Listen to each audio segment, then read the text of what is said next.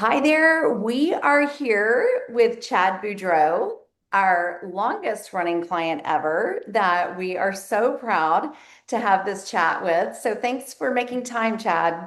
Of course. Thanks for having me. So we have been partners for almost 4 years. Let's just say four. And we have launched four of your book, or I'm sorry, three of your books in those 4 years alongside you. And just so thankful for your partnership and your long-term relationship with PR by the Book. Yeah, it's been great. It definitely has been a good partnership. So I agree. So, way back in 2022, when we started working together, Scavenger Hunt was about to come out. And we should say all of Chad's books are novels, not all in the same series, but all fiction. So, Scavenger Hunt, and then you did the book launch. And then you basically, what I kind of call downshifted to Constant Connections to keep the momentum going. And then Homecoming Queen came out and launched that. And then we downshifted to Constant Connections.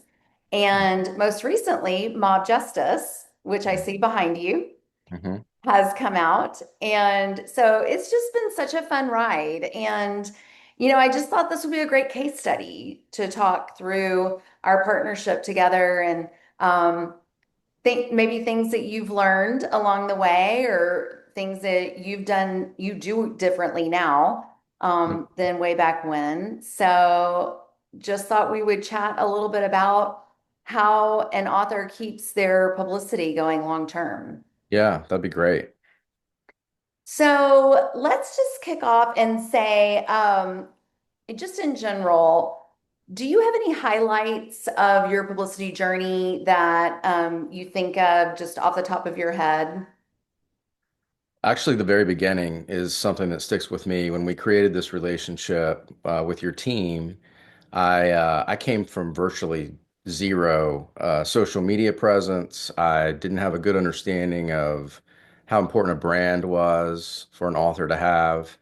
And so I kind of understood what the publicity piece was going to be about, but I didn't know kind of how far away I was from getting to where I needed to be and then what it took to sustain that. So that every time I think about it, I go back to that really the starting point because, you didn't take somebody that had been on Facebook or Instagram for a long time.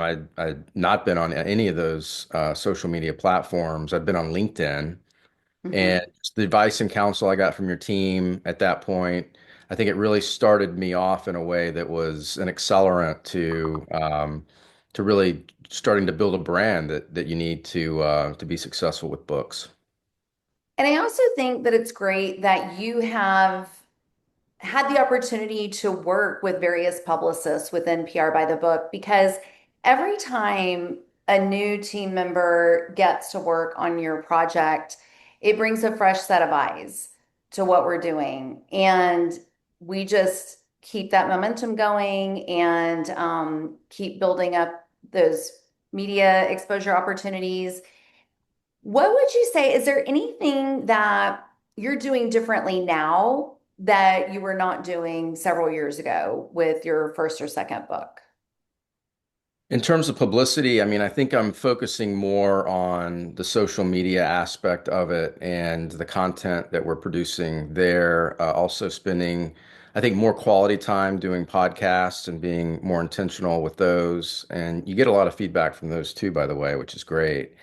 And just marketing in general, I'm doing a lot of things differently just because everything you do, particularly if you're not a full-time author, and just for everybody listening, I'm not a full-time author, I have a full-time job.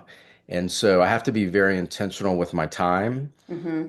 and I want to make sure that whatever I'm doing is adding value. So Yes. early on, I'd spend a lot of time doing book signings, and I do think those are really good for your brand, and they make Hmm. their way back to the social media content, and that's good. And it's also good for the soul, and Hmm. it's good for your hometown to see a hometown author, publishing books and then promoting them. But I think just really focusing on that external, social media face and then also the podcast and just getting immersed, getting your content and your name and your brand immersed in that stream. I think I've definitely focused more on that than I did when I started. And I tell authors all the time to not have an attitude of not wanting to give time to smaller media outlets when they're starting out because everybody has to start somewhere. And I think you're a great example of being willing to give your time. You are a very busy professional, and you have always made the time for the podcasts that are asking for you and different people who contact us, and maybe they want you to do an email interview or something like that. So maybe talk about that a little bit about not tossing aside smaller opportunities, especially when you're starting out with your first book. Well, first of all, I would say if you start out, particularly first-time authors that have published a book or want to publish a book and they're thinking about publicity, there is kind of there's definitely a cost benefit analysis that has to do with dollars. Mhm. And so if you're going to go do a small book signing and you may sign 10 books, then that's never going to pass a cost benefit analysis. But those are really good for your soul, and they really provide you an opportunity to connect with people on a more personal level about your books. Mhm. And so if you're just in it for dollars, then yeah, you may not want to do that. But if you're like me and you want to, not only build a brand, but you get a lot of, good feedback from, and you welcome that feedback from people Mhm. who will sit down in a more quiet setting and more personal setting, then then those are really good. And I actually gravitate more towards those than I do even a medium size, book signing opportunity. Well, and I'll say that you have definitely gotten more and more comfortable over the years with your interviews. I mean, it's not like you weren't great and articulate at the beginning, but I just recently listened a few days ago to one of your podcast interviews, and you were just very comfortable and gave a great interview because you've been doing it long term and you know how to deliver a quality answer without going on too long. What would you say to authors who are worried about or who are questioning whether publicity is a good avenue for them? And a second part of that question, how have you measured success throughout these 4 years? Well, I think anybody can not find a publicist and kind of do it on their own. It's really what are your expectations? I mean, if you want 10 people in your family reading your book, then that's a good option. If you want more readership and more visibility and what the book that you have written, whether it's fiction or nonfiction, if you want that out into the mainstream, then you're going to get you're gonna have a very hard time doing that without a publicist. So that's the first thing I learned. In terms of measuring success, I think I kind of went in with eyes wide open. I knew that most authors don't come in with a book. We all think our books are, they're meaningful to us. We may not all think they're Mhm. great, but some of us think our books are great. Some of them wonder whether or not they're good or bad. But we all want we all want our books to do well. Mhm. And for me, I knew that that was going to be a long-term process. And so I've always thought about it in terms of 5 books. And so I have a certain expectation as it relates to that. I mean, I certainly want to to be a well-known author after 5 or 6 books. In the short term, it's more about building my brand and making sure that just like the style that you have with your book, everybody has their own style. Mhm. Everybody kind of needs their own brand. It doesn't mean that you have to be as shameless as I am and have your books behind you all the time, but Oh, you you do need should. to have a point of view about how you want to be perceived as Mhm. an author and what that means for, the book. Yeah. So those are the ways that measure success. So I'll take a little departure with this question a little bit, but it's a fun thing to talk about.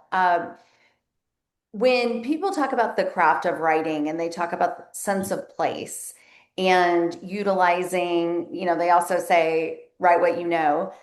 But you have lived in South Texas You went to university in Baylor, in Waco, at Baylor. You worked in Austin, and then after 9/11, you moved up to the DC area. So, talk a little bit about how you've used that sense of place in your novels. For me, Scavenger Hunt takes place in Washington, D.C. It's about a protagonist who works at the Department of Justice, a young lawyer like I was when I started right after 9/11, and that's what launched me into wanting to write a book. I was really overwhelmed in several different ways of what I was seeing in DC, and particularly at the Justice Department was leading the charge in the counterterrorism response. At the time, there was no DHS or anything, but Mhm. just what I saw and the sense of energy that was there started me to write a book, and I was living there. And I was working at the Department of Justice. So that kind of came naturally. And so, yeah, you really get a feeling of that in my first book. And Mhm. second book's about South Texas, my hometown, and it's the only off-brand book that I'll probably ever have. There'll all be Scavenger Hunt series novels after that. Mhm. But third book, it's about organized crime, and I spent some time in Chicago, a lot of time in Chicago, to get kind of a feel for that town because that's mainly where it takes place. But Mhm. yeah, I bring wherever I've been and wherever I'm living, I kind of bring that into my books, and it's kind of a natural way to get it on paper, if you will. Yeah. Talk a little bit about the importance of strategy when it comes to promoting a book. Your work with PR by the Book, us having a strategy as we go into any given month. Talk a little bit about that.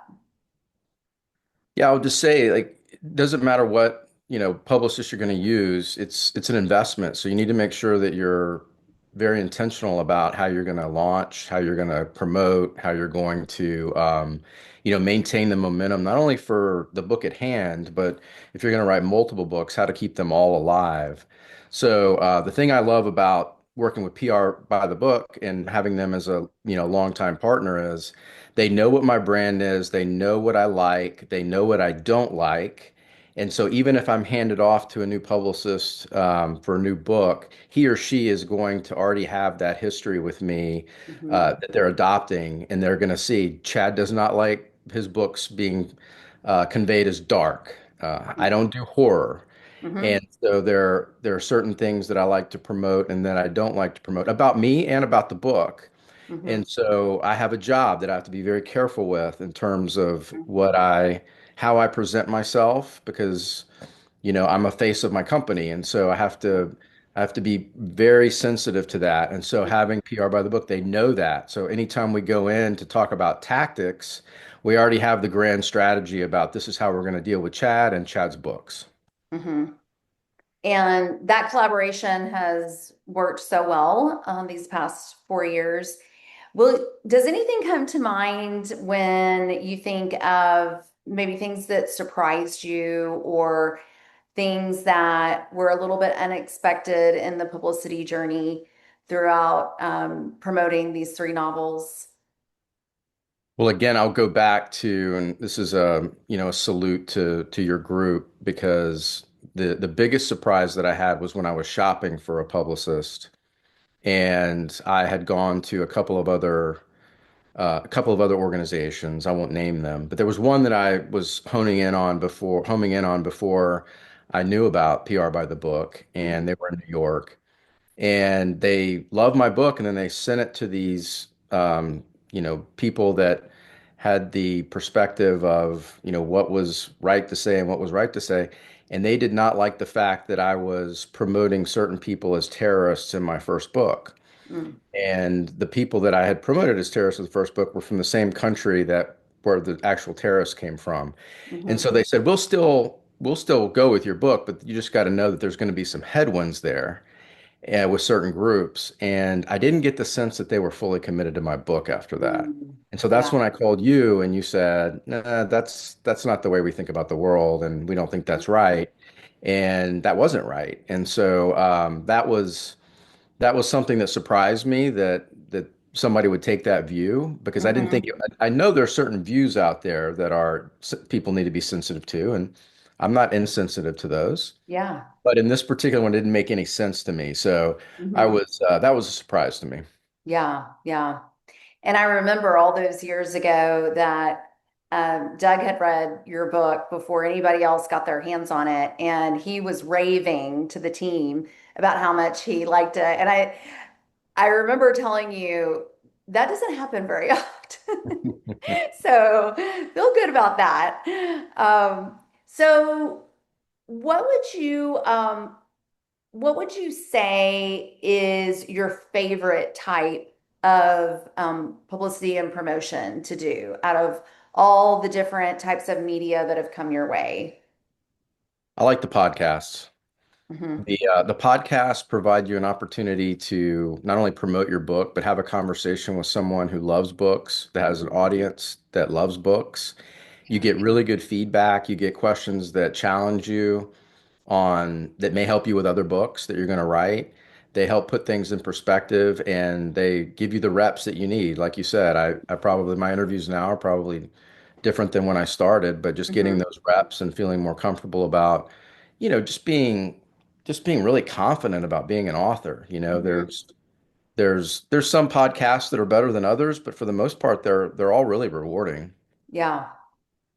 So you and I were chatting earlier about a really interesting topic to me, which you had mentioned that you no longer feel a sense of urgency associated with the launch of a book because you realize the value of long-term promotion and you know that you're in it for the long haul and that long tail publicity moves the needle just as much as the book launch promotion. And I would love to hear your perspective on that because so many people, and not just authors and publicists, lots of other people in the industry, they see this window to promote a book, and that's all they see.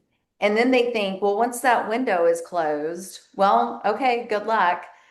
So you have a unique perspective here, having just really run that race and proven that you can still be doing promotion for books that have been out for several years. Yeah, I just went to the LA Times book festival, I think last year, and we were promoting Scavenger Hunt, and I was already writing book three. Hmm. So they liked that book. I think the takeaway here is really like, are you in it for the long haul, or are you hoping that you're going to do some publicity and make a ton of money, and they're going to do all the work, and you get to sit back and write a check?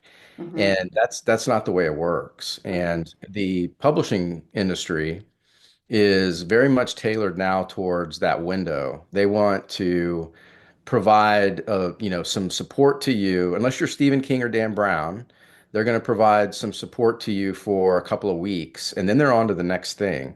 So Yeah. it's really up to you to make sure that you're protecting your interest and building that brand and keeping your books alive.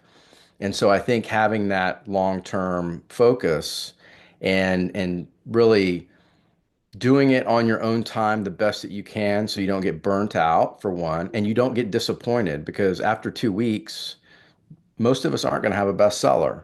So you need to put all that in perspective. And I think I started with that perspective. It's each book is only confirmed that original thought. Hmm. And I'm in a very comfortable place now with when I can schedule things. Hmm. I don't feel like I have to do it all within the first month of launch. I mean, I Hmm. just passed first month of launch, and I've got things I'm going to be doing all year with Mob Justice, Hmm. and it's going to be just as effective as it would have been those first, few weeks. Hmm. So I just think being comfortable with that, and then just being comfortable that, at some point, some of us will get lucky and we'll go on and be able to write books for the rest of our lives and make a lot of money and have a lot of readers. And some of us are going to be writing, books because we love to do it, and we're going to have a pretty good readership that really wants to see the next one and wants to talk about it. And I can fall Hmm. into either one of those categories and be totally happy. Yeah. Well, it's about, building up those fans, that discoverability, and you've done a great job with that. Yeah, Mob Justice around here is the new MJ. So MJ no longer means Michael Jackson around here. It means mob justice. Great, great.